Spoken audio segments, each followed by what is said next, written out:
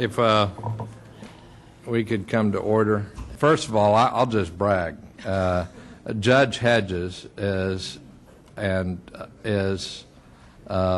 force of nature. If she puts her mind to something, she gets it accomplished. Dan is like me, married way above him. Dan, my good friend of many years, we tried cases against each other. He was tapped by the President of the United States to be U.S. Attorney for our city, and has just done public service in many ways. But they had a vision. Their vision was that we could, in this time and age, in this city, build a house that was that did not consume electricity and had a very, very modest footprint. And you see a model of it outside, and there's a model of it. And if you could tell us about your vision and introduce some of the people, I think you'll have a lot of interest around this council. And I hope that each of us will take the word out about what citizens can do. Adele and I talked about green building concepts for probably a year or more before we actually sat down with the architects. And by the time we came to meet with the architects, we knew we wanted a building that was energy self-sufficient. We arrived at the point of wanting one that was water self-sufficient. We wanted a building that was very low operating costs, very low maintenance costs. We also, having been born in Houston and lived through the various hurricanes here, wanted one that you can't be hurricane proof but was pretty hurricane resistant. And having suffered through Tropical Storm Allison, we wanted one that was as close to flood proof as possible.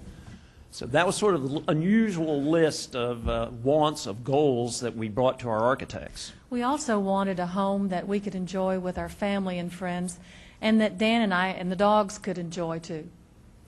And in December of 2005, we brought that list and gave it to Gail and Joe Adams of Adams Architects.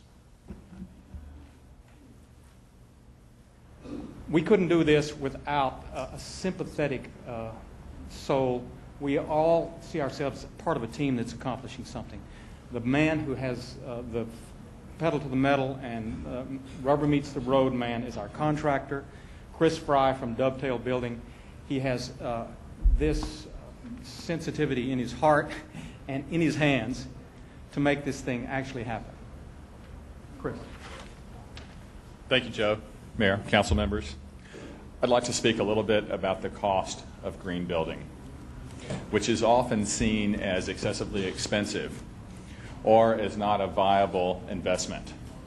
But there are many things that don't add to the construction cost at all, and there are many others that are cost recoverable and will result in savings through the life cycle of the house.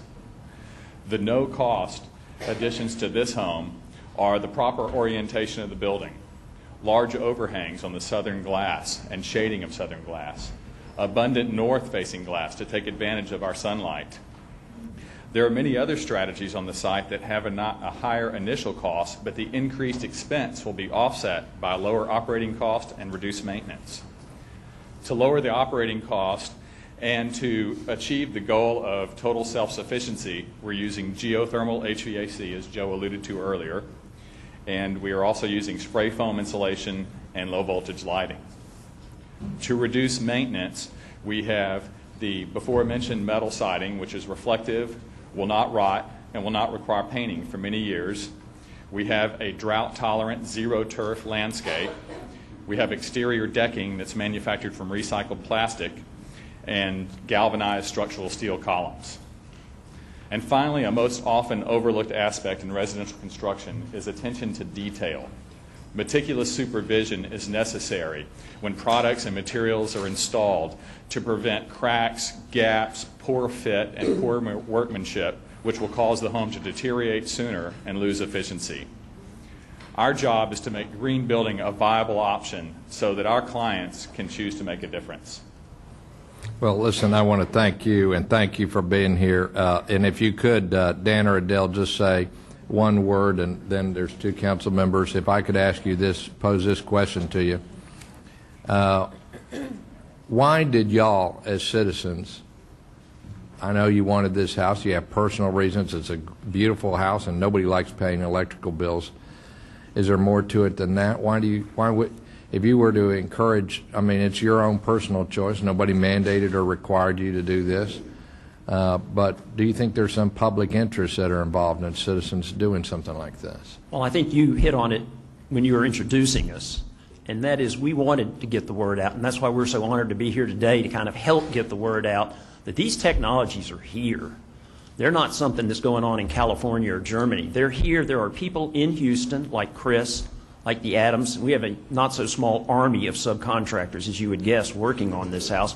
We have a representative of the solar company is here with us today.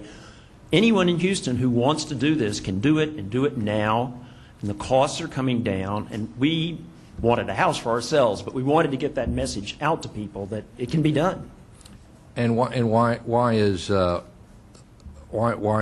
do you think, I mean, what is some of your thinking about the footprint you're leaving behind or not leaving behind in doing this? Well, one of the first cases I handled when I got back into private practice was working for the LCRA and working in part with some of their coal-powered power plants. Yep. And the thought of powering a house with sunlight as opposed to powering it with coal just seemed like a real good idea to me. There you go. We really believe that this design is the right thing to do, and we hope that others will agree with us by our example. One of several reasons why we hired Chris and Dovetail Builders was they had done a previous geothermal and solar house, so they knew what was involved in that. This, of course, is of a far greater scale than what they had done before, but a lot of things were being done here that either hadn't been done before or had maybe been done once before, and all the people who've worked on this house have now acquired those skills. They can carry on and probably, operate more quickly with other houses. Chair recognizes Councilmember Noriega. Thank you, Mayor. In the interest of full disclosure, I need to tell you, I know Chris from work he's done in Eastwood. I love my neighborhood, and I pay attention to who's out there. And we've done some work together on some projects. It's interesting. I heard an energy executive recently say that anything will grow in Houston, and there's really no reason why Houston isn't the greenest city in America in many ways, not just in terms of trees. I will tell you, I know that the work Chris does is beautiful as well as functional, and I think your point about doing a good job all the way around is, and having a quality a product. I think people sometimes think of this kind of technology as futuristic or somehow out of reach, and I don't think that's true. I think that traditional homes and regular neighborhoods can avail themselves of these things, and builders such as Chris are the way to do it. And so I'm just really proud all of you are here today, and I thank you for sharing with us about your home. This is so special, and we ought to use it and challenge. I want the General Services Administration to see if there's something that we could do within our city buildings to try to meet your standard that you set for all of us here. Thank you for being with us today. We're honored. Thank you. Thank you.